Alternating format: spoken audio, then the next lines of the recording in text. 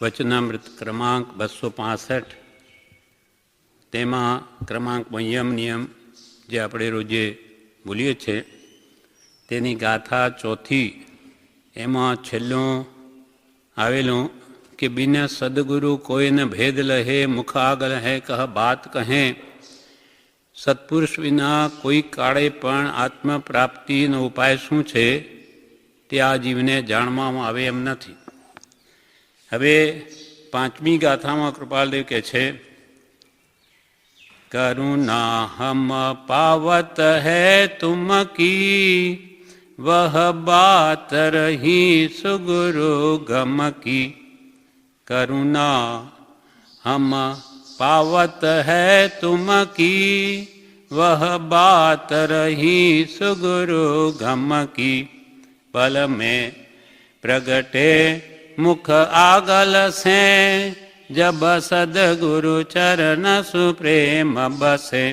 पल में प्रगटे मुख आगल से जब सदगुरु चरण सुप्रेम बसे. करुणा हम पावत हैं तुम की.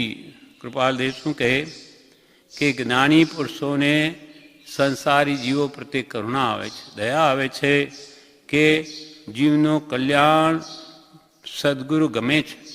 ગમે એટલો જીવ પુરુષાર્થ કરે પડે સત્પુરુષના કોઈ કાળે એને મોક્ષનો માર્ગ મળી શકે નહીં. એટલે જીવનું કલ્યાણ સદગુરુ ગમે છે. જ્યારે સદગુરુની આજ્ઞા પ્રત્યે અને પ્રતીતિ થાય, વિશ્વાસ આવે, પ્રેમ આવે, ત્યારે કે છે આત્મા પલમાં પ્રગટ થાય એમ છે. એટલે એનો અર્થ એમ થયો કે હજુ સુધી સત્પુરુષ પ્રત્યે આપણે યથાર્થ શ્રદ્ધા કે પ્રેમ આવ્યો નથી. નહીં તો કે આત્મા પલમાં પ્રગટે. કરુણા હમ પાવત હૈ તુમ કી વહ બાત રહી સુ ગુરુ ગમ કી. પલ મેં પ્રગટે મુખ આગળ છે, પોતાની પાસે છે, પણ જ્યારે જબ સદગુરુ ચરણ સુ પ્રેમ બસે, સત્પુરુષ પ્રત્યે પ્રેમ આવે અંતરનો સાચો, તો કે છે આત્મપ્રાપ્તિ સહજ છે. સદગુરુની આજ્ઞા પ્રત્યે જેટલો પ્રેમ થયો તેટલો જીવ સવળો થયો. પ્રેમ હોય તો આજ્ઞા મનાય. આપણને કૃપાલદેવ પ્રત્યે ભક્તિ હોય તો જ એની આજ્ઞા આપણે માનીએ. આપણે કૃપાલદેવ પ્રત્યે ભક્તિ ન હોય, વિશ્વાસ ન હોય તો ગમે તેટલું કહે નહીં, આપણે કંઈ અસર ન થાય. એટલે સત્પુરુષ પ્રત્યે સતપ્રેમ, નિસ્વાર્થ પ્રેમ આત્માર્થ માટેનો હોવો જોઈએ. જગતનો પ્રેમ છે તો મોહ સહિત છે. એટલે બે બાજુ પરસ્પર પ્રેમ હોવાથી માત્ર ત્યાં તો બંધન જ છે. જ્યારે જ્ઞાની પુરુષ પ્રત્યેનો પ્રેમ એક પક્ષી છે. આપણે કૃપાલદેવ પ્રત્યે કે ભગવાન તીર્થંકરો પ્રત્યે પ્રેમ કરીએ, પણ ભગવાન આપણા પ્રત્યે પ્રેમ કરતા જ નથી. નિશ્ચયને તો એમને કોઈ પ્રત્યે પ્રેમ નથી ભગવાનને. એમના શરીર પ્રત્યે પણ નથી, તો આપણા પ્રત્યે શું હોય? અને વ્યવહારને જોતા તો સર્વજીવો પ્રત્યે ભગવાનને પ્રેમ છે. એ કોઈને પણ અંશ માત્ર દુઃખી કરવા ઈચ્છતા જ નથી. બધા જીવો પ્રત્યે અનંતી દયા છે ભગવાનની. એટલે કોઈ જીવને એ અંશ માત્ર દુઃખી નથી કરતા, કેમ કે બધા જીવો પ્રત્યે અત્યંત પ્રેમ છે. એ થયું વ્યવહારદર્શી. ઓર નિશ્ચય નહેતી તો એમને કોઈ પ્રત્યે રાગ નથી. જગતના સર્વ જીવો પ્રત્યે શું? પોતે જે શરીર દૂધની જેમ એકવેક થઈને રહેલું છે એના પ્રત્યે પ્રેમ નથી. એવી ભગવાનની સ્યાદવાદ દ્રષ્ટિ છે. એટલે કરુણા હમ પાવત હૈ તુમકી, જીવો પ્રત્યે નિષ્કારણ કરુણા જીવો કૃપાલને આવે છે. એટલે કૃપાલને 680માં પત્રમાં શું કહે છે? કલ્યાણના માર્ગને અને પરમાર્થ સ્વરૂપને યથાર્થ રીતે નહીં સમજનારા અજ્ઞાની જીવો પોતાની મતિ કલ્પનાથી મોક્ષ માર્ગને કલ્પી વિવિધ ઉપાયોમાં પ્રવર્તન કરતા છતાં મોક્ષ પામવાને બદલે સંસાર પરિભ્રમણ કરતા જાણી નિષ્કારણ કરુણાશીલ એવું અમારું હૃદય રડે છે. દયા આવે છે. આપણી પ્રવૃત્તિ જોઈને જ્ઞાનીઓને દયા આવે છે. આપણી દયા આપણને નથી આવતી, કેમ કે આપણે માન જ નથી કે હું મારી શું ગતિ થશે, કે હું અનંતકાળથી રજડ્યો છું એની પણ શ્રદ્ધા નથી. અને ભવિષ્યમાં સારું શું મારું શું થશે એનું ભાન નથી. પણ નાની જાણે છે બધું કે એનું ભવિષ્ય કેવું છે. એટલે આપણું પ્રવર્તન જોઈને એમને દયા આવે છે.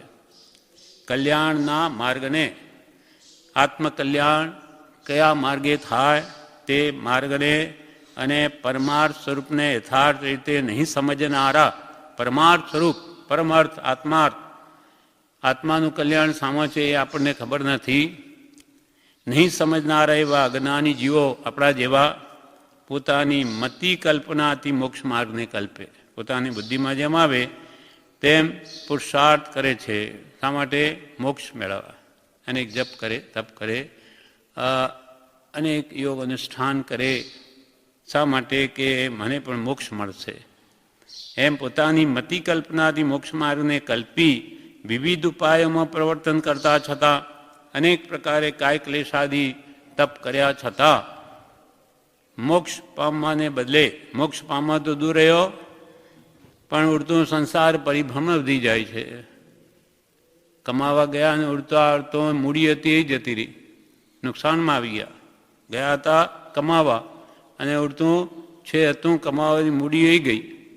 એમ વિવિધ ઉપાયમાં પ્રવર્તન કરતા છતાં મોક્ષ પામવાને બદલે સંસાર પરિભ્રમણ કરતા જાણી નિષ્કારણ કરુણાશીલ, નાની પુરુષોને આપણા પ્રત્યે જે કરુણા છે, નિષ્કારણ કરુણા, એમને કોઈ સ્વાર્થ નથી.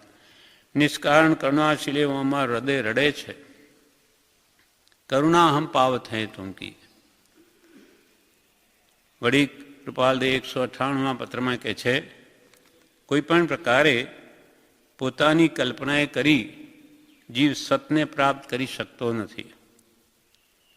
સજીવન મૂર્તિ પ્રાપ્ત થઈ સત પ્રાપ્ત થાય છે, સત સમજાય છે, સતનો માર્ગ મળે છે, સત પર લક્ષ આવે છે. સજીવન મૂર્તિના લક્ષ વગર જે કંઈ પણ કરવામાં આવે છે તે જીવને બંધન છે. આ અમારું હૃદય છે. અમારા હૃદયની વાત કૃપાલી કે કરીએ છીએ કે કોઈ પણ પ્રકારે તમે ગમે એટલી કલ્પના કરો, તમે આત્માને નહીં પ્રાપ્ત કરી શકો. તમને ખબર જ નથી. જે માર્ગની તમને ખબર નથી તો તમે તે સ્થાન પર કેવી રીતે પહોંચી શકશો? કોઈ પણ પ્રકારે જપથી કે તપથી કે સમાધિથી કે યોગથી કે આવા પ્રકારથી તેથી જીવનું કંઈ કલ્યાણ થાય નહીં. જીવનું કલ્યાણ થવું જ્ઞાની પુરુષના લક્ષ્યમાં હોય છે અને તે પરમ સત્સંગે કરી સમજી શકાય છે. માટે તેવા વિકલ્પ કરવા, મૂકી દેવા. તારે એવી માથાકૂટમાં પડવું જ નહીં, અમે કહીએ એમ કરે જા, તને કંઈ ખબર નથી. એટલે પુરુષ કે તારા ડાપણ ઉપર મુખ મીંડું અને તાણ ચોકડી. કોઈ પણ પ્રકારે પોતાની કલ્પનાએ કરી સતને એટલે આત્માને પ્રાપ્ત કરી શકતો નથી. સજીવન મૂર્તિ જ્ઞાની પુરુષ જેને આત્મા પ્રાપ્ત છે એવા સજીવન મૂર્તિ પ્રાપ્ત થઈ સત પ્રાપ્ત થાય છે. સતની વાત સમજાય છે, આત્મા પ્રાપ્તિનો માર્ગ મળે છે અને આત્મા પ્રાપ્ત કરવાનો એટલે લક્ષ્ય થાય છે. આપણને કૃપાળે મળ્યા તો આત્મજ્ઞાન કરવું જોઈએ, એના વગર મોક્ષ નથી એવો લક્ષ્ય થયો. નહીં તો ક્યાંય આત્મા શું એની વાત જ જાણવામાં ન હોય. એટલે જ્ઞાની વગર આ વસ્તુ જાણવામાં આવે જ નહીં. સજીવન મૂર્તિના લક્ષ્ય વગર, નાની પુરુષના એની આજ્ઞા ઉઠાવ્યા વગર જે કંઈ પણ કરવામાં આવે છે તે જીવને બંધન છે. આ અમારું હૃદય છે. સ્વચ્છંદે કોઈ કાળે જીવ મુક્તિ નહીં પામે અને રોકે જીવ સ્વચ્છંદ તો પામે અવશ્ય મોક્ષ. પામ્યા એમ અનંત છે ભૂતકાળમાં, એ પામ્યા એમ અનંત છે. ભાખ્યું કોણે ભાખ્યું? નિર્દોષ એવા 18 દૂષણ રહિત ભગવાન તીર્થંકરોએ આ વાત કરી છે કેવલ નાથી જોઈને. હવે આત્મામાં જેની સ્થિતિ છે એટલે આત્મા જેને પ્રાપ્ત છે એવા જ્ઞાની પુરુષથી જ આત્મધર્મ જાણવો જોઈએ અને આચરવો જોઈએ, અન્ય બીજા પાસેથી નહીં. એમ કૃપાલદેવ પત્રાંક 403માં જણાવે છે. જીવે ધર્મ પોતાની કલ્પના વડે અથવા કલ્પના પ્રાપ્ત અન્ય પુરુષ વડે શ્રવણ કરવા જોગ, મનન કરવા જોગ કે આરાધવા જોગ નથી. માત્ર આત્મસ્થિતિ છે જેની એવા સતપુરુષથી જ આત્મા કે આત્મધર્મ શ્રવણ કરવા યોગ છે, યાવત આરાધવા યોગ છે. કૃપાલ કે પોતે કલ્પના કરીને હું ધર્મને પામી જાઉં. ધર્મ એટલે શું? ધર્મ કહે આત્મા સ્વભાવ. પોતાના સ્વભાવને પામવો એટલે કે આત્માને ઓળખવો અને એમાં સ્થિતિ કરવી એ ધર્મ છે. જીવે ધર્મ પોતાની કલ્પના વડે, પોતાના મરજીમાં જેમ આવે તે ઉપાયો વડે અથવા કલ્પના પ્રાપ્ત અન્ય પુરુષ વડે, અજ્ઞાની ગુરુઓ જેને પોતાની ખબર નથી અને કલ્પનાથી આપણને માર્ગ બતાવે, અથવા કલ્પના પ્રાપ્ત અન્ય પુરુષ વડે શ્રવણ કરવા યોગ નથી. અજ્ઞાની ગુરુઓથી મોક્ષનો માર્ગ મળી શકે નહીં, માટે એમનો ઉપદેશ સાંભળવા યોગ પણ નથી. આધુનિક મુનિઓના સૂત્રાર્થ પણ શ્રવણને અનુકૂળ નથી. સાંભળવા યોગ્ય નથી તો પછી મનન કરવા યોગ ક્યાંથી હોય એના વચનોને? અથવા કલ્પના પ્રાપ્ત અન્ય પુરુષ વડે શ્રવણ કરવા યોગ, મનન કરવા યોગ કે આરાધવા યોગ નથી, એ પ્રમાણે આરાધના કરવા યોગ્ય નથી, તો કોના દ્વારા આત્મધર્મ સાંભળવો કે મનન કરવો કે તે પ્રમાણે વર્તવું? તો કે માત્ર આત્મસ્થિતિ છે જેની. આત્મસ્થિતિ આત્માકાર જે થયા છે. કૃપાલદેવ કહે છે અમે દેહધારી છીએ કે કેમ તે સંભાળીએ ત્યારે માંડ જાણીએ છીએ. આત્માકાર બની ગયા, અમને આ શરીર છે કે નહીં એ પણ ભાન નથી. એવા માત્ર આત્મસ્થિતિ છે જેની, એવા સત્પુરુષથી જ આત્મા કે આત્મધર્મ શ્રવણ કરવા યોગ છે, યાવત આરાધવ એટલે કે શ્રવણ કરવું, મનન કરવું, ઠેઠ આરાધના કરવા યોગ છે, બીજા કોઈથી નહીં. અનાદિકાલથી આજીવે કાં તો સ્વચ્છંદે પ્રવૃત્તિ કરી છે ધર્મ માર્ગમાં, કાં કુગુરુ આશ્રય કરી એટલે આ દિવસ સુધી રજડીએ છે. માટે કૃપા હવે એવું નહીં કરવું. ધીમે ચલાશે તો ચાલશે, પણ માર્ગ જ વિપરીત હશે તો ઉડતો દૂર જશે. જેમ કે આપણે મુંબઈ જવું હોય, ચાલીને જઈએ તો કદાચ મહિને પહોંચીએ, પણ માર્ગ જ મુંબઈનો અમદાવાદનો હોય તો પછી ભલે દોડીએ તો એ તો ઉડતો મુંબઈથી દૂર જાય. એમ ગુરુ દ્વારા સાચો માર્ગ આપણને મળે જ નહીં, ઊંધો મળે, અને ભલે ને પુરુષાર્થ ખૂબ તપ જપ કરતા હોય પણ માર્ગ જ વિપરીત છે. આત્માર્થના લક્ષ્ય છે જ નહીં, તો ઉડતો એ આત્માર્થ સિદ્ધ નથી થતો, આત્માર્થથી દૂર જાય છે. એટલે કૃપાલ કે સત્પુરુષથી જ આત્મા કે આત્મધર્મ શ્રવણ કરવા યોગ છે, યાવત આરાધવા યોગ છે. એટલે કૃપાલદેવને આપણી દયા આવે છે, માટે આવું કહે છે કરુણા હમ પાવત હૈ તુમકી, તમારી એમને દયા આવે છે, માટે નિષ્કારણ કરુણાશીલતાથી આ માર્ગ બતાવે છે. વળી ઉપદેશ છાયામાં 699 પેજ ઉપર વચનામૃતમાં કૃપાલદેવ કહે છે અજ્ઞાની પોતે દરિદ્રી છે, આપણે ગરીબ છીએ, આ માર્ગના સાવ અજાણ છીએ.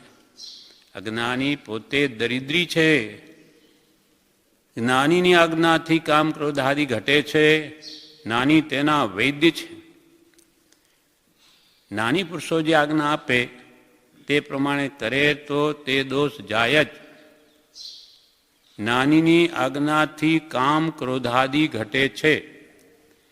જેમ કે પ્રભુશ્રીજી પ્રથમ પોતાના સંપ્રદાય ગુરુ હરકચંદજી મહારાજ એમને કે મને મનથી બ્રહ્મચર્યનું પાલન થાય એ ઉપાય બતાવો, તો કે એકાંતરા ઉપવાસ કરો. હવે એમના કહેવાથી 5 વર્ષ સુધી એકાંતરા ઉપવાસ કર્યા. 5 વર્ષ સુધી એક દિવસ ભોજન, એક દિવસ ઉપવાસ, છતાં વાસના મનથી ગઈ નહીં. 5 વર્ષ કર્યું.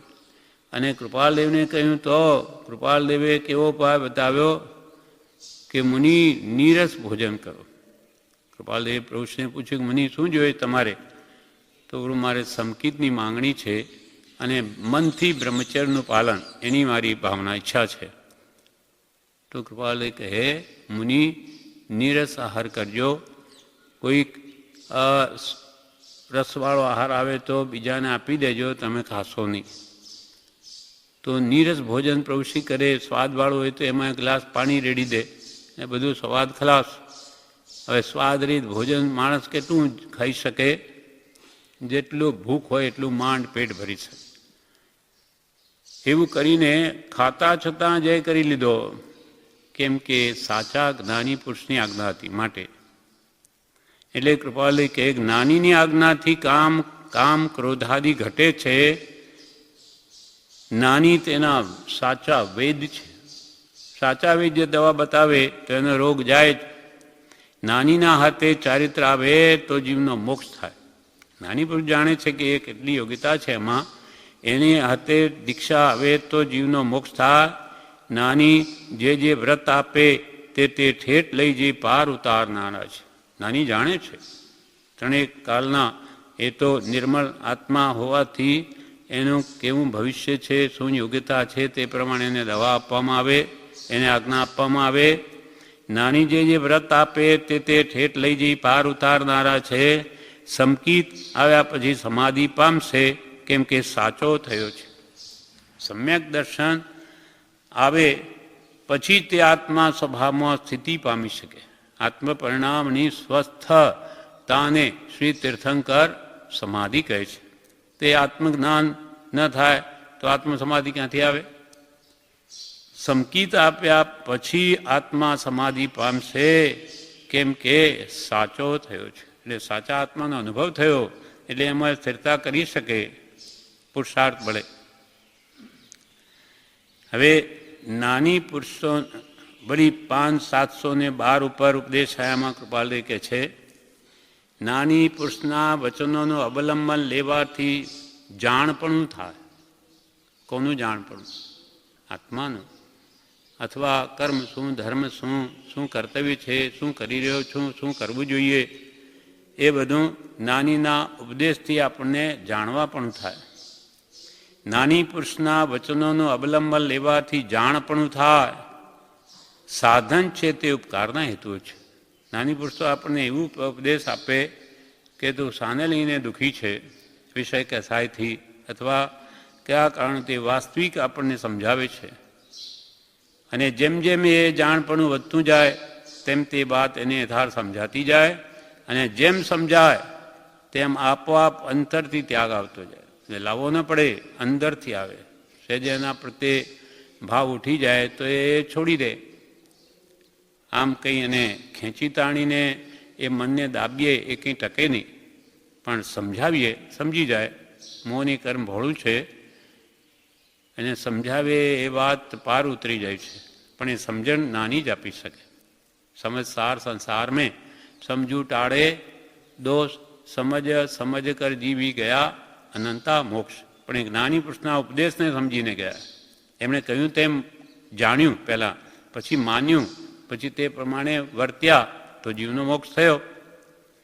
નાની પુરુષના વચનોનું અવલંબન લેવાથી જાણપણું થાય. સાધન છે તે ઉપકારના હેતુઓ છે. નાની પુરુષના વચન ન હોય તો આપણે શું જાણીએ? કાંઈ ખબર ન પડે. જેવા જેવા અધિકારી તેવું તેનું ફળ. ફળ કે જેવી તમારી યોગ્યતા તેટલું તમે તેનો લાભ લઈ શકો, તેટલું ફળ તમને મળે. સત્પુરુષના આશ્રય લે તો સાધનો ઉપકારના હેતુઓ છે. નાની પુરુષની આજ્ઞાથી સાધન લે તો એને જરૂર આત્માનું કલ્યાણ થાય. સત્પુરુષની દ્રષ્ટિએ ચાલવાથી જ્ઞાન થાય છે. નાની પુરુષની આજ્ઞાએ વર્તવાથી જીવને સમ્યક જ્ઞાન થાય છે. હવે એના પર એક દ્રષ્ટાંત છે. નાગાર્જુન નામનો એક યોગી હતો. એને ગમે એટલા પ્રયત્ન કર્યા પણ એ વિદ્યા સિદ્ધ નહીં થઈ. હોશિયાર ઘણો હતો છતાં જ્યારે ગુરુએ બતાવ્યું તરત કામ થઈ ગયું.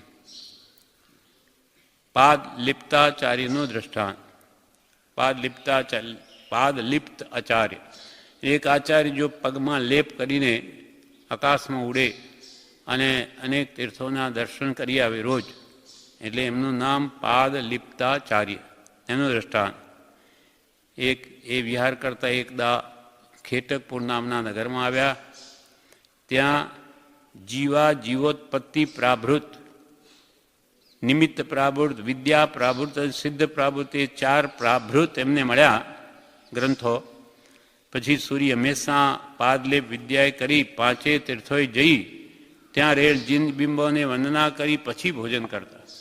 એવી એમાં વિદ્યા પ્રવૃત્તિ, એને એ લેપ કેમ કરવો, કેવી રીતે બનાવવો, અને એ પોતે પગને લેપ કરીને પોતે આકાશમાં ઉડી રોજ 5 તીર્થોએ જઈ જીન બિંબોના દર્શન કરી આવીને પછી જે ભોજન કરતા. એકદા સૂરી ઢંકપુરે આવ્યા.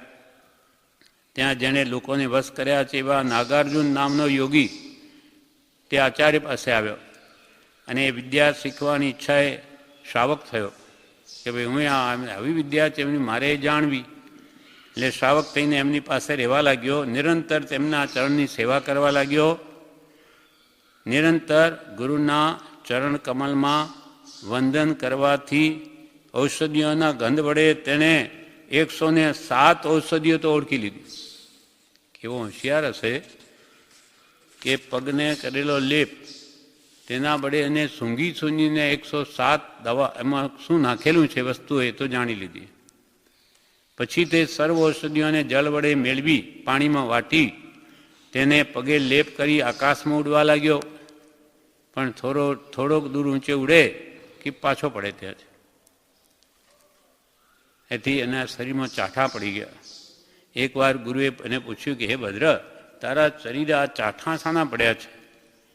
ત્યારે તે યોગીએ ગુરુ પાસે સત્ય વાત કહી દીધી કે હું આપના પગે ઔષધિઓ સૂંઘી મેં 107 તો જાણી લીધી અને એમાં પાણીમાં વાટીને હું લગાડું છું, પણ થોડોક ઉડું ને પાછો પડી જાઉં છું.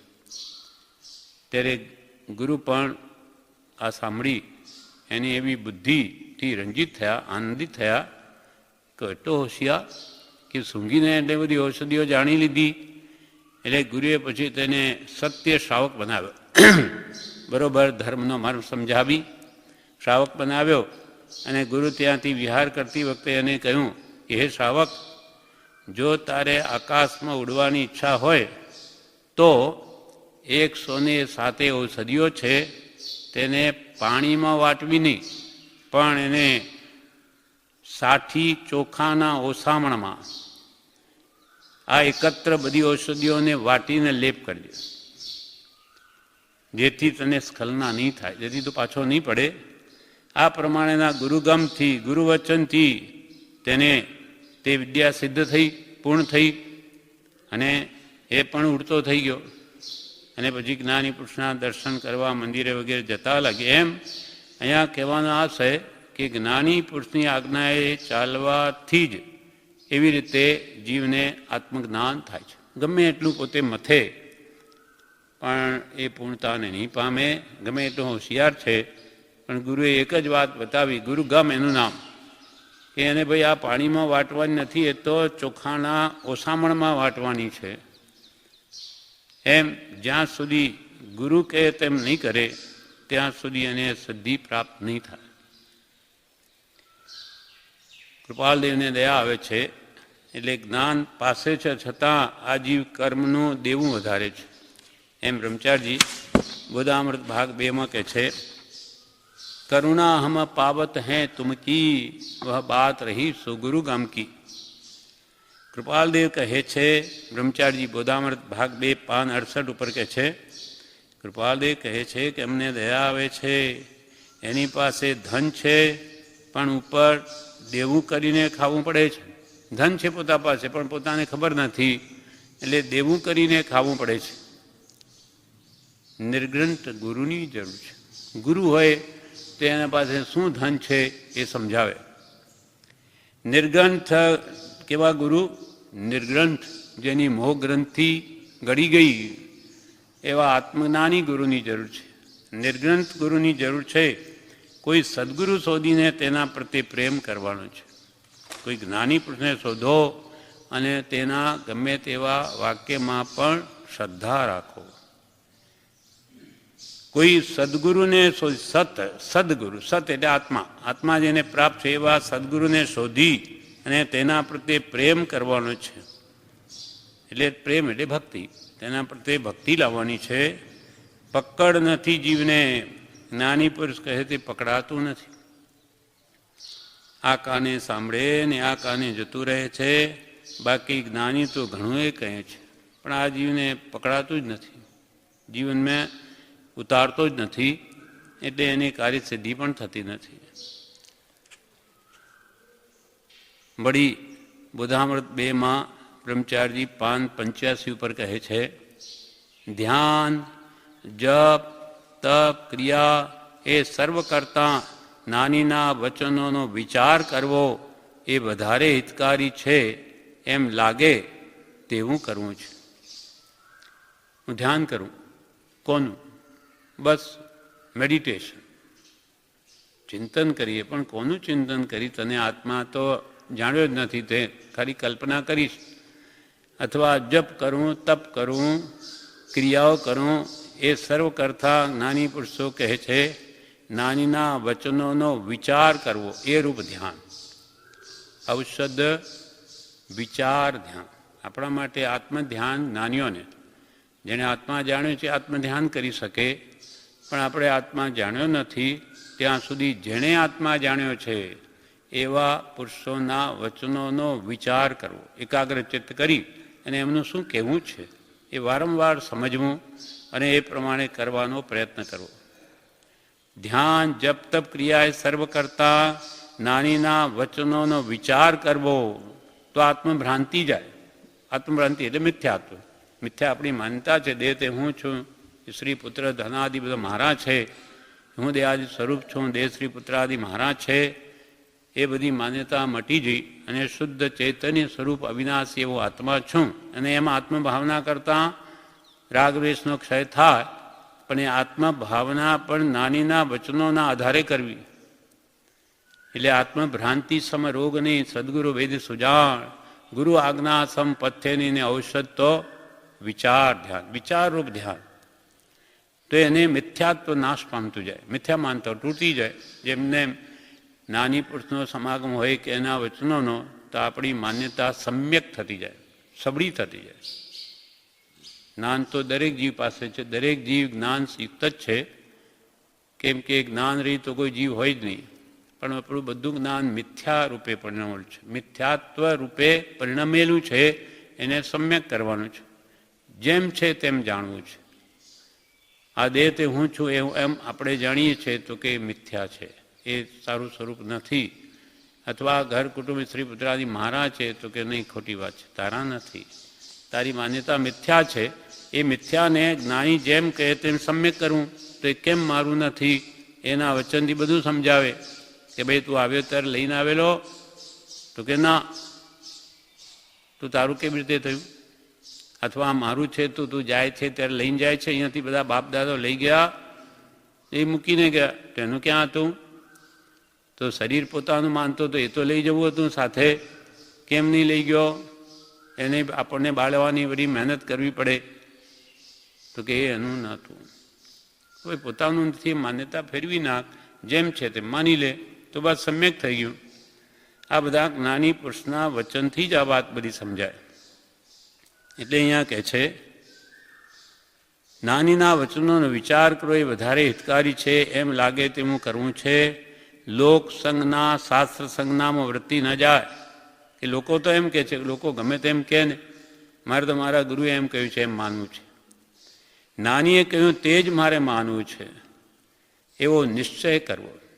મારે લોકોનું નથી સાંભળવું કે સંપ્રદાયના ઝઘડા હોય તો એમાં એકબીજાને ની નિંદા કરતા હોય, એ બધું આપણે ભૂલી જવું. આપણે કૃપાળુ દેવે શું કહીએ માનવું.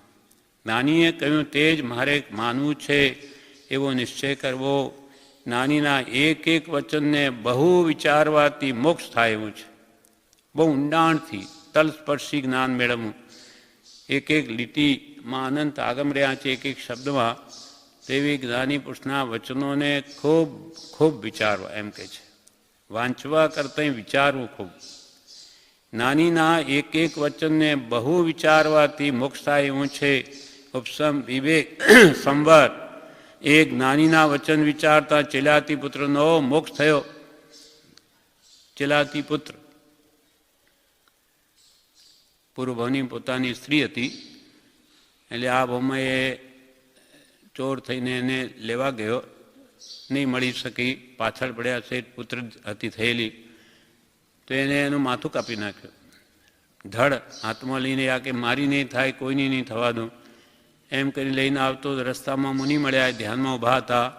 એને કહ્યું કે મુંડા, મોક્ષ આપ, નહીં તો તારું માથું પણ ઉડાડી દઈશ.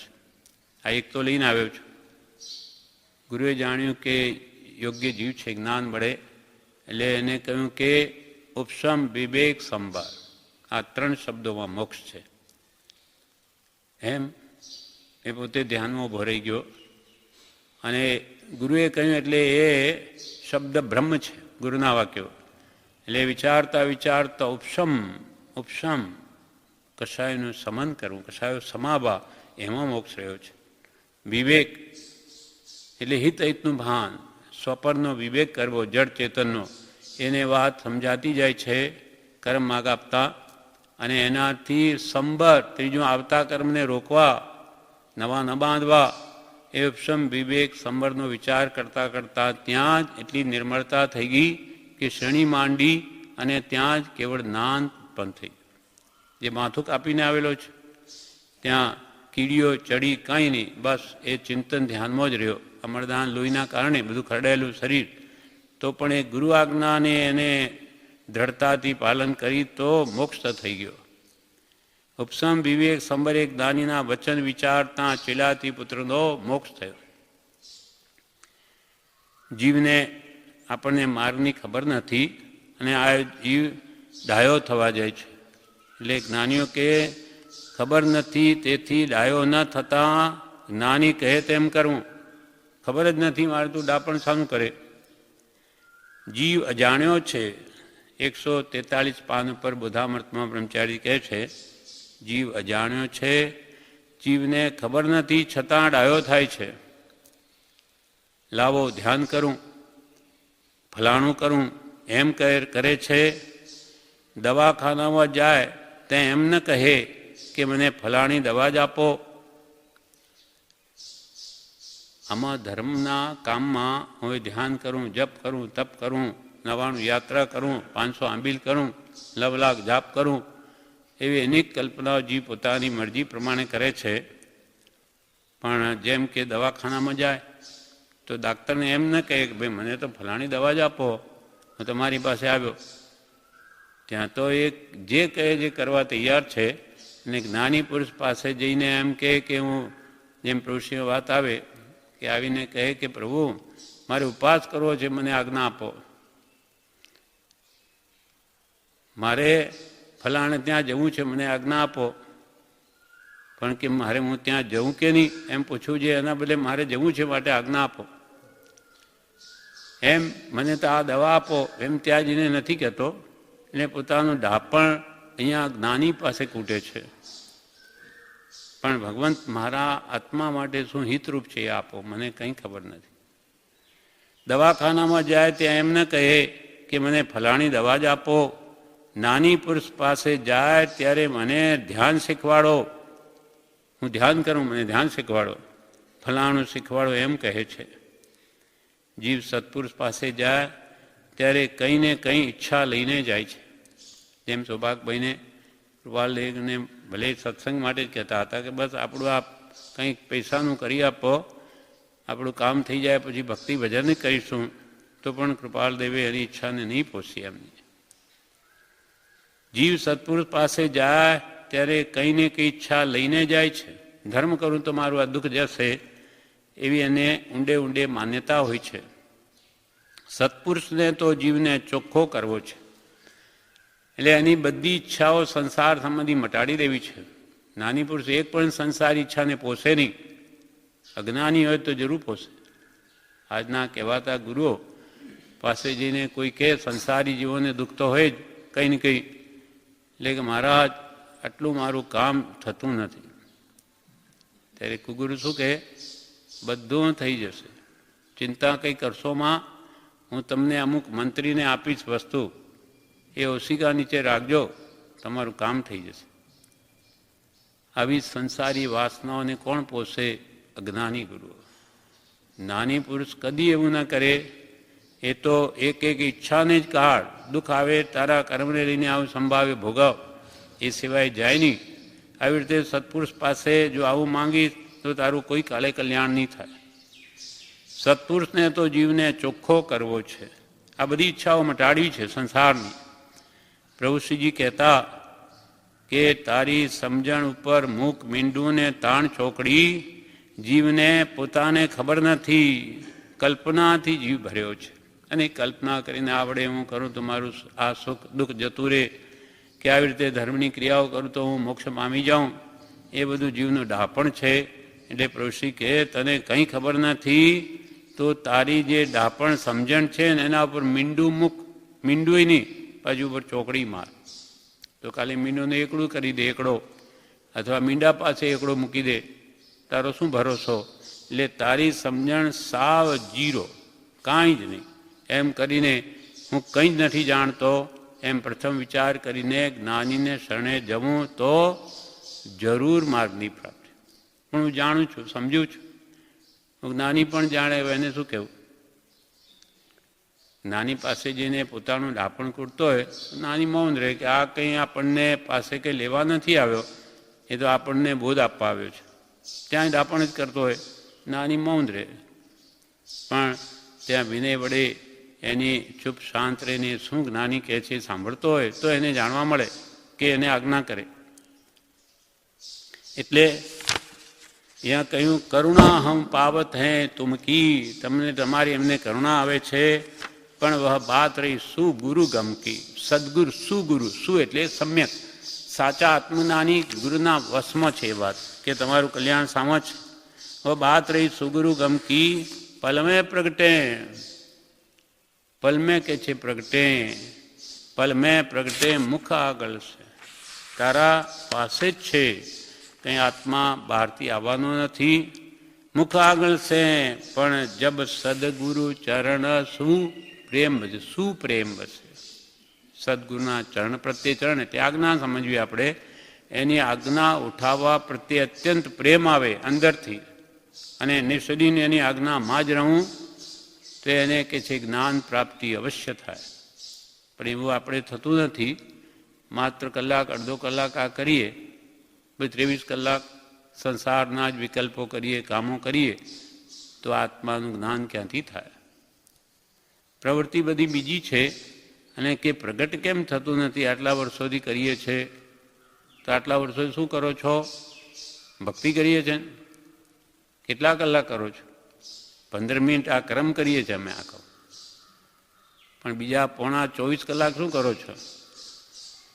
એ તો શું કરીએ બીજું? સંસારની મોહમાયા કામો કરીએ, સંસારના કામો કરવા પડે ને અમને. તો પછી કે જ્ઞાન કેવી રીતે થાય? તમારી પ્રવૃત્તિ તો બધી મિથ્યા છે, કર્મ બાંધનારી છે, અને અહીંયા કોઈ મારા કર્મ કેમ ઘટતા નથી? પણ તમે અલ્પ માત્ર દેણદારી ચૂકવો છો ને પાછું 4 ગણું બાંધી લો છો, કે 1000 ગણું બાંધી લો છો. જેમ કોઈ માણસને દેણદારી હોય, માનો કે 5 લાખની દેણદારી છે, પેલો લેણદાર લેવા આવ્યો કે મને પૈસા આપો. હવે જોયું કે ભાઈ આ તો વારંવાર માંગે છોડે એવો નથી, એટલે શું કર્યું? દેણદારે બીજા પાસે ગયો કે શેઠ મને ₹1,00,000 આપો ને. કેમ? શું કે મારે જરૂર છે. એમ કરીને પેલો જે 5 લાખ લીધેલા છે એને $1,00,000 આપી દીધો. એટલે પેલાને ઓ $1,00,000 તો આપ્યો, બીજે આપશે. પણ દેણદારી કર્યું છે શું? અહીંયાથી $1,00,000 દેણદારી કરીને તેને આપી. તેથી દેણદારી ક્યાં ઓછી થઈ? આપણું બધું કામ એવું છે. કર્મો પૂર્વે બાંધેલા એ જૂના ભોગવીએ છીએ ને નવા પાછા બાંધતા જ નવી દેણદારી ચાલુ જ છે. એટલે આ કર્મરૂપી કોઠી ખાલી થતી જ નથી, હંમેશા ભરેલી જ રહે. તો એને આત્માનો અનુભવ ક્યાંથી થાય? એટલે પ્રવૃત્તિ બધી આપણી મિથ્યા છે. નિરંતર તુહીની રચના હોય તો આત્મા કેમ પ્રાપ્ત ન થાય? અને કે છે કે 24 કલાકમાંથી 13 કલાક જો આની પ્રવૃત્તિ હોય તો કંઈક એને અનુભવમાં આવે કે હા કેવી શાંતિ વેદાય. પણ 24માંથી 13 આ તરફ જાય તો પ્રભુશ્રીજી આના માટે તો અહીંયા 10 કલાકની 24 કલાકમાં ભક્તિ મૂકી દીધી. પણ જીવને આ કરવું ગમતું નથી. એમાં એને રસ નથી આવતો, એના કરતાં ખાવામાં સૂવામાં આનંદ આવે. એની અનાદિ પ્રમાદે કૃપાલ કે પ્રમત્ત ભાવે આ જીવનું ભૂંડું કર્યામાં કાંઈ પણ ન્યૂનતા રાખી નથી. તથાપિ આ જીવને નિજ હિતનો ઉપયોગ નથી. એ જ અતિશય ખેદકારક છે. અત્યંત ખેદ કરવા જેવું છે કે અનંતકાલથી આ પ્રમાદે આપણું બધું ભૂંડું કરવામાં કાંઈ બાકી નથી, કાંઈ મણા રાખી નથી. છતાં પણ પ્રમાદને પ્રમાદમાં જીવ વયો જાય છે.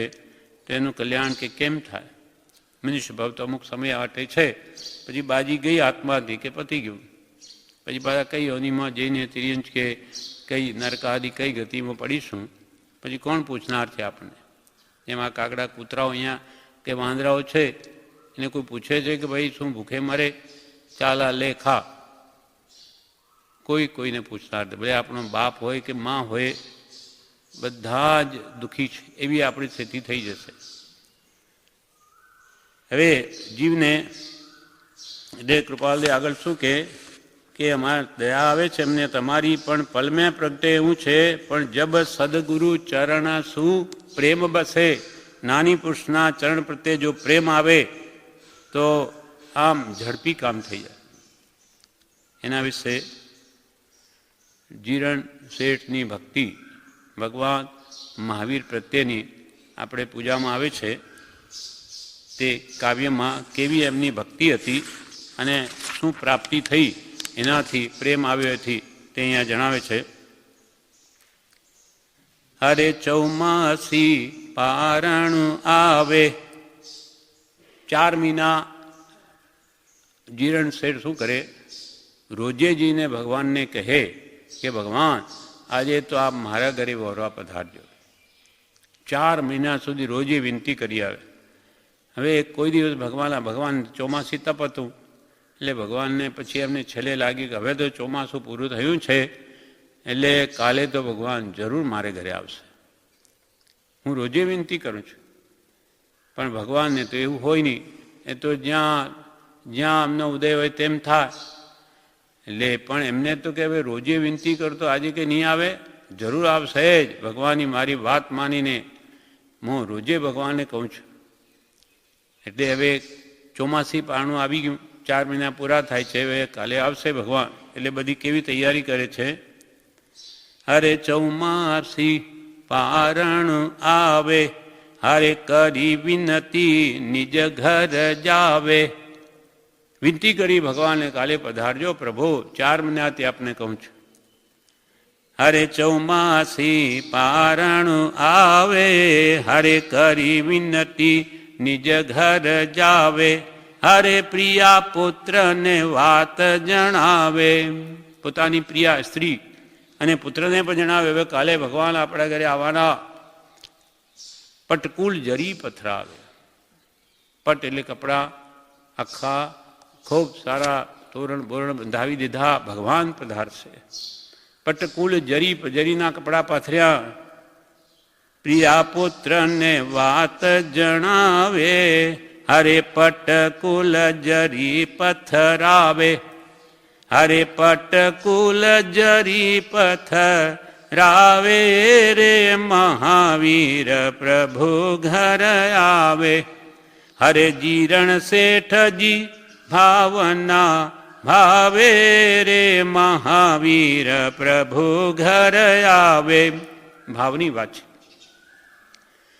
ભગવાન આવે કે ના આવે, પણ એના મન તો મારા ભગવાન પ્રત્યે એટલો પ્રેમ આવી ગયો કે હવે તો કાલે આવે જ છે. એટલે ઊભી આખી શેરીએ જળ છંટકાવ્યું, ભગવાન પધારશે. કંઈ ધૂળ વૂળ ઉડી નહીં જોઈએ કંઈ પણ. એટલે આખી ઊભી શેરીએ જળ છંટકાવ્યું.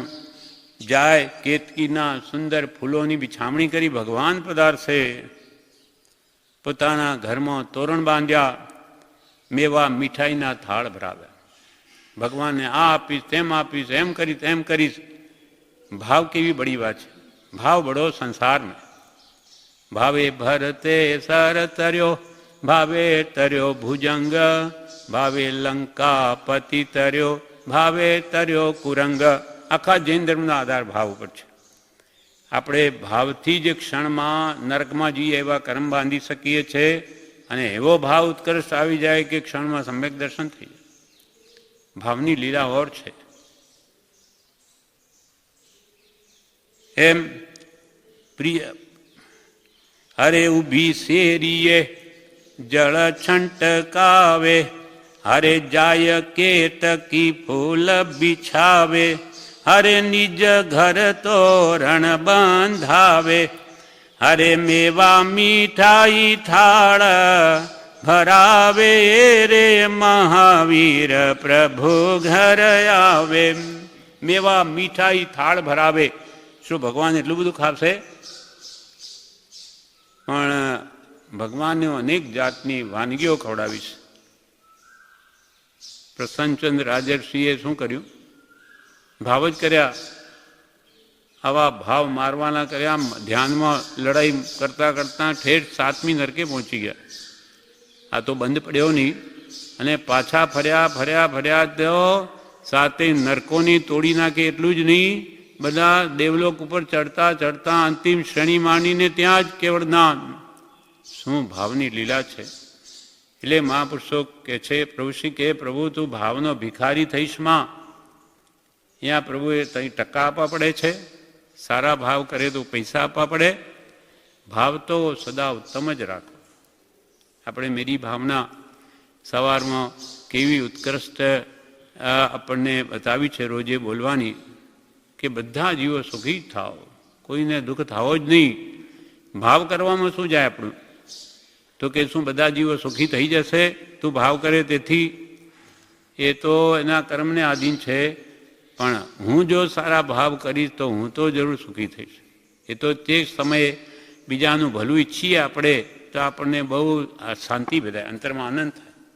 પણ બીજાનું જો બુરું ચિંતવતા હોઈએ મનમાં તો આપણને તત્ક્ષણ તે જ ક્ષણે અંતરમાં પીંચ દુઃખ થાય, પીડા થાય. એને તો આવું કરવું છે, તેમ કરવું, કશાયમાં આવી જાય તો કેવું દુઃખ થાય. એટલે તત્ક્ષણ એને દુઃખ થાય ખરાબ ભાવોથી, અને ઉત્તમ ભાવોથી તે ક્ષણે સુખી થાય. ભાવ બળો સંસાર. આ ભાવની લીલાની વાત છે. હવે ફરી કહે છે કે અરિયંત ભગવાનને જે દાન આપે અને એને જોતાં પણ જેને આનંદ થાય અનુમોદનથી કે આહા કેવું સરસ આવા મહાપુરુષોને આ દાન આપે, ધન્ય છે. જેમ ચંદનમાલાને શુંથી બેડીઓ તૂટી ગઈ. અને અરિયંત ભગવાનને દાન દેતા કે કોઈ પણ મહાપુરુષને દેતા દેખી જે રીઝે, એને જોઈને પણ આનંદ જો થઈ જાય, તેનો સટમાસી રોગ હરી જાય. 6 મહિનાની બીમારીઓ તે મટી જાય. આવા મહાપુરુષોના યોગ બળનો અતિશય છે. અને જે દેવાવાળો તો દાન દેવાવાળો તો ત્રીજે ભવ્ય મોક્ષે જાય.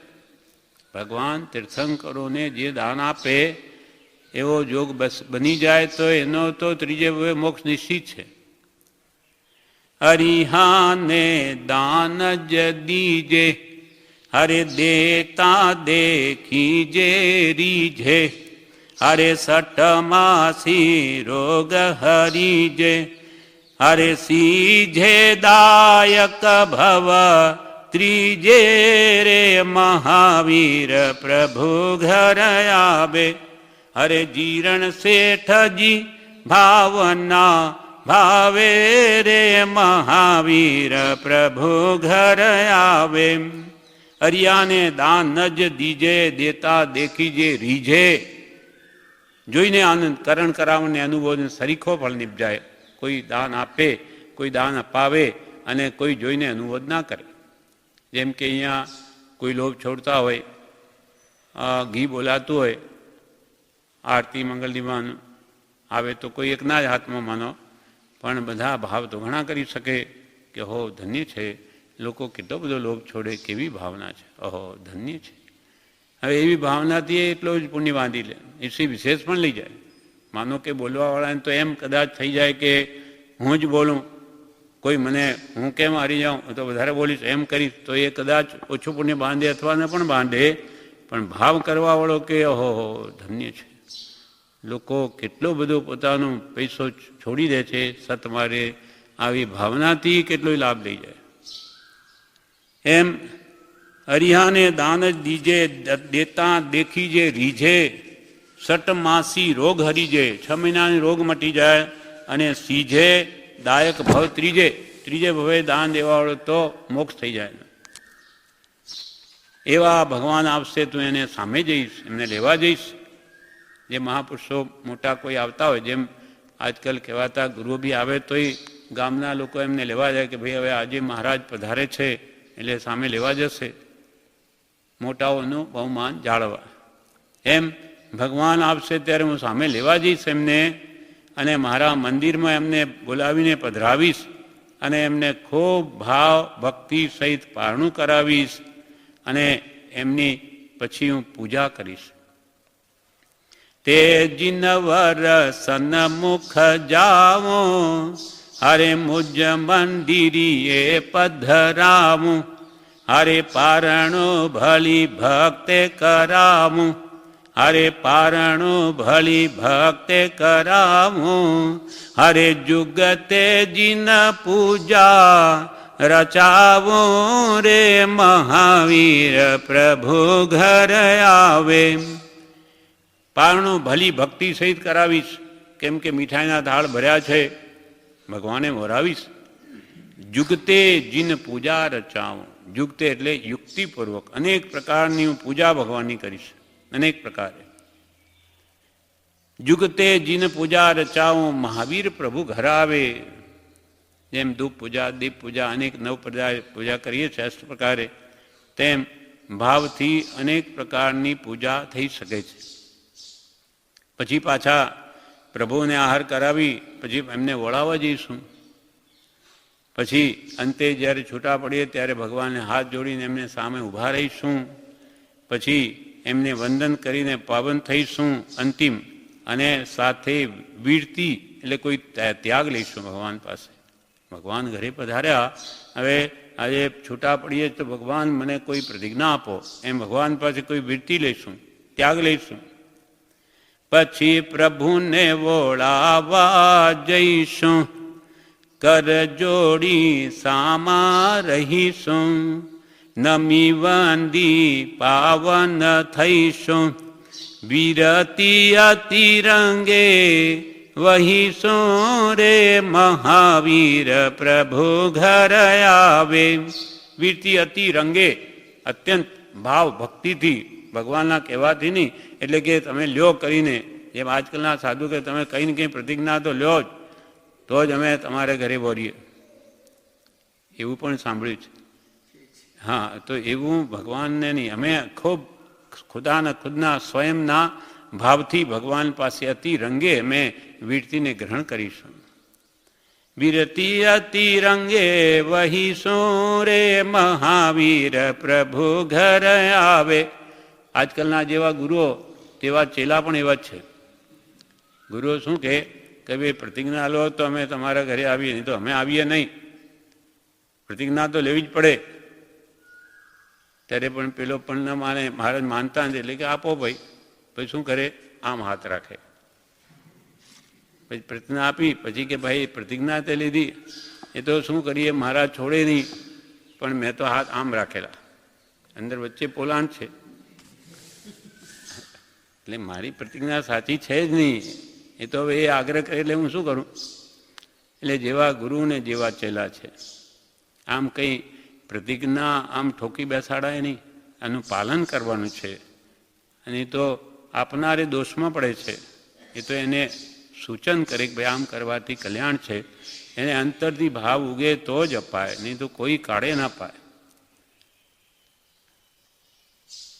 વળી હવે કે છે, વળી શું કરીશું, ભગવાન પાસે વીરતી ગ્રહણ કરીને, કોઈ ત્યાગ લઈને, પછી દયા પાળીશું, દાન આપીશું, ક્ષમા રાખીશું, શીલ ધરીશું, શીલ પાળીશું, અને ઉપદેશ સજ્જન પુરુષોને ભગવાને જે કહ્યો તે પણ કહીશું. સત્ય જ્ઞાન દશાને જે ભગવાન કહેશે તે મેં અનુસરીશું, અને અનુકંપા લક્ષણ ભરશું, બધા જીવોની પણ અનુકંપા ખાઈશું. ભગવાનનો એવો ઉપદેશ જે હશે તે પ્રમાણે કરશું.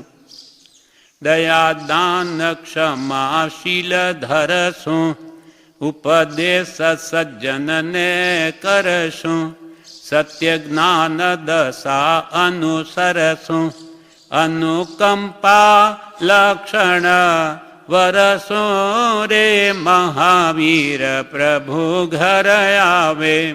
આવો જે મહાવીર ભગવાનનો જે બોધ છે તે સાંભળીશું અને બીજાને પણ કહીશું કે ભગવાને એમ કહ્યું છે.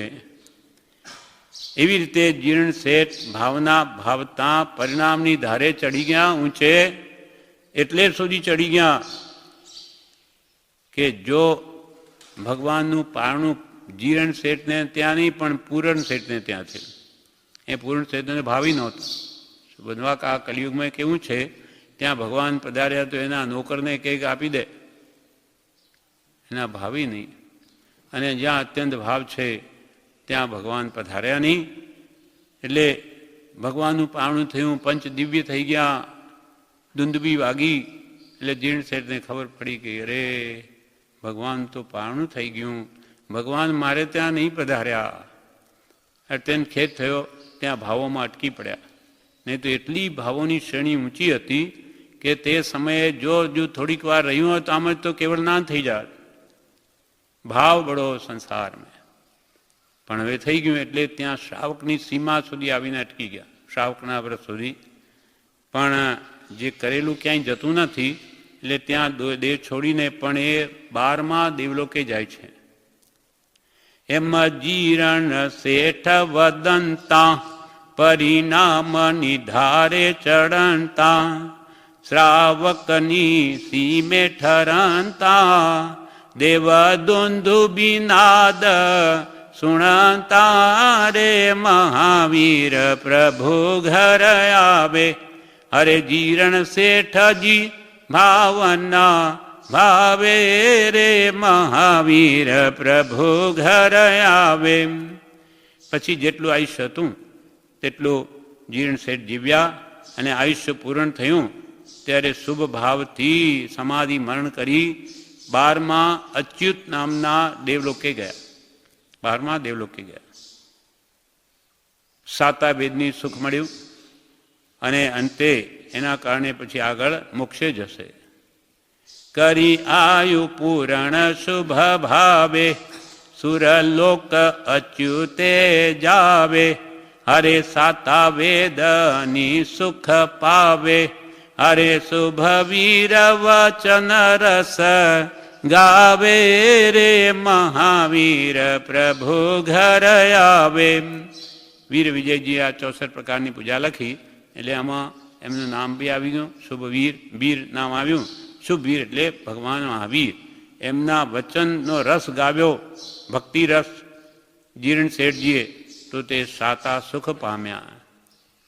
એવો સાચો પ્રેમ શુદ્ધ આત્મા એવા પરમ કૃપાળુ દેવ પ્રત્યે થાય તો આપણા આત્માનું કામ અવશ્ય થઈ જાય. એમની જેમ જે જીવ ભાવ કરે તે પામે. આપણા માટે પરમ કૃપાળુનો અનન્ય ઉપકાર આપણા ઉપર છે, સાચો મોક્ષ માર્ગ બતાવે છે. અને અનંતી દયા જેની આજે આપણને પ્રત્યેક જણાય છે, એ પ્રમાણે આપણે કરીએ તો આપણે મોક્ષ અવશ્ય થાય. પણ ભક્તિ કૃપાળુ પ્રત્યે ન આવે, એમને દયા આવે છે પણ એ પ્રમાણે આપણનો પ્રેમ જો એમના પર આવે તો કામ કેમ ન થાય? પ્રભુશ્રીને આવ્યો તો એમનું કામ થયું કે નહીં? એટલે તે વખતના જીવો પ્રભુશ્રીના સમયમાં પ્રભુશ્રીજી પ્રત્યે મુમુક્ષુને અત્યંત પ્રેમ હતો. તેમાં એક જણે તો એમ કહ્યું કે પ્રભુ અમારે જવું તો એ ખેતરમાં, અને પ્રેમને લઈને અહીં આપની પાસે આવી જવાય છે. જવું તો ખેતરમાં હોય, ખેડૂત હોય, અને અહીંયા આવી જાવ આપની પાસે. આ પ્રેમ ખેંચી લાવે છે.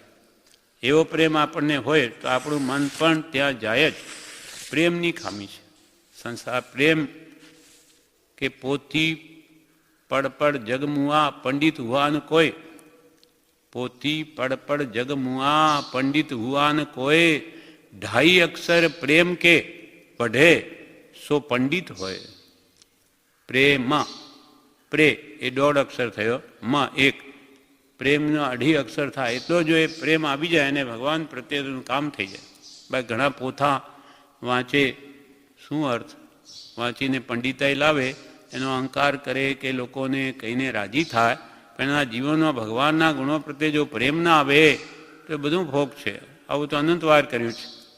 એટલે કે પોથી પડપડ જગમુઆ પણ પંડિત હુઆન કોઈ, વાસ્તવિક પંડિત નાની છે. 2.5 અક્ષર પ્રેમ કે પઢે સો પંડિત હોય. આ પ્રમાણે કૃપાલે કહ્યું, કરુણા હમ પાવત હૈ તુમ કી વહ બાત રહી સુ ગુરુ ગમ કી પલ મેં પ્રગટે. મુખ આગળ છે, તારા મોઢા આગળ જ છે, એટલે તું પોતે જ આત્મા છું, તું જ ભગવાન સ્વરૂપ છું. પણ જબ સદગુરુ ચરણ સુપ્રેમ બસ, નાની પુરુષની આજ્ઞા પ્રત્યે જો અત્યંત પ્રેમ આવે અને મારે તો આને કયા એમ જ કરવું છે, એની આજ્ઞામાં જ જીવવું છે.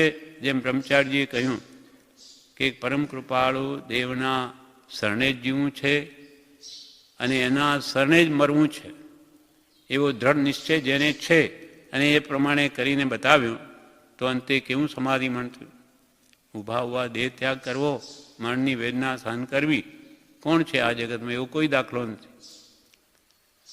એક ભગવાન પાર્શ્વનાથ ઊભા ઉભા દેહ ત્યાગ કરો એમ પૂજામાં આવે, બાકી મરણની ભયંકર વેદના એ ઊભા ઉભા સહન કરવી એ પણ ધ્યાનમાં બહુ જ દુર્લભ વાત છે. પણ એવી એમને સાધના કરેલી, તેનું આ ફળ આવ્યું છે. આ પ્રમાણે 5મી ગાથા યમની એમની પૂરી થઈ. 6ઠ્ઠી ગાથા આવતીકાલે લઈશ.